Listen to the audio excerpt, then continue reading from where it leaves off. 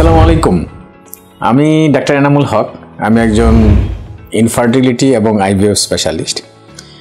আমাদের দেশে একটা সময় কিন্তু খুব ধারণা ছিল যে বাচ্চা হচ্ছে না মানে হচ্ছে মেয়েদের সমস্যা, কিন্তু বাস্তবে আজকের যুগে আমরা কি দেখতে পাই? আমরা কিন্তু দেখতে পাই যে আমাদের কাছে কিন্তু দেখা যাচ্ছে যে মেয়েদের চাইতে এখন ছেলেদেরই সমস্যা বেশি আমাদের দেশে।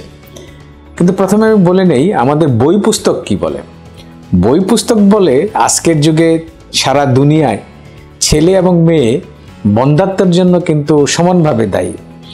আমরা বলি যে মেয়েরা 40% দায়ী, ছেলেরা হচ্ছে 40% দায়ী, আর 10% মানুষ আছে যারা দুজনেই দায়ী। আমরা বলি বোথ ফ্যাক্টর। আর 10% হচ্ছে যে কোনো আনএক্সপ্লেন, কোনো কারণ খুঁজে পাওয়া যায় না যে কী কারণে বাচ্চা হচ্ছে না। এই হলো আজকের যুগের তথ্য। সেই জন্য যেটা বললাম যে আমাদের চেম্বারে আজকের যুগে কিন্তু ছেলেদেরই দেখতেছি আমরা সমস্যা বেশি, বিশেষ করে ছেলেদের সিমেনে খুবই সমস্যা আমরা দেখতে পাই। সেটাই আমরা বলতে চাচ্ছি যে কেন আমাদের দেশের ছেলেরা আজকে এই সমস্যায় বেশি ভুগতেছে। সেটা হইতে পারে যে আমাদের জীবনযাত্রার মানটা ভালো না, আমরা অনেক স্ট্রেস থাকি, চাকরি নিয়ে, পেশা নিয়ে, শিক্ষা নিয়ে, আমাদের কর্মসংস্থান নিয়ে অনেক স্ট্রেস থাকে। ছেলেরা আজকে অনেক সময় নেশাগ্রস্ত, অনেক খারাপ জিনিস খায়, যেমন ইয়াবা বলেন, আজকের যুগে আইস পাওয়া যায়, হিরোইন বলেন।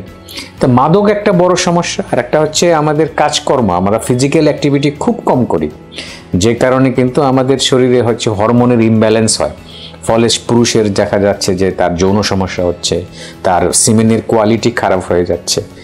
আরেকটা হচ্ছে যে হতে পারে যে আমাদের এই যে পরিবেশগত দূষণ আমাদের দেশে মারাত্মক রকম, সেই পরিবেশগত দূষণের কারণে কিন্তু ছেলেরা দেখা যাচ্ছে তাদের স্পার্ম কোয়ালিটি খারাপ হয়ে যাচ্ছে।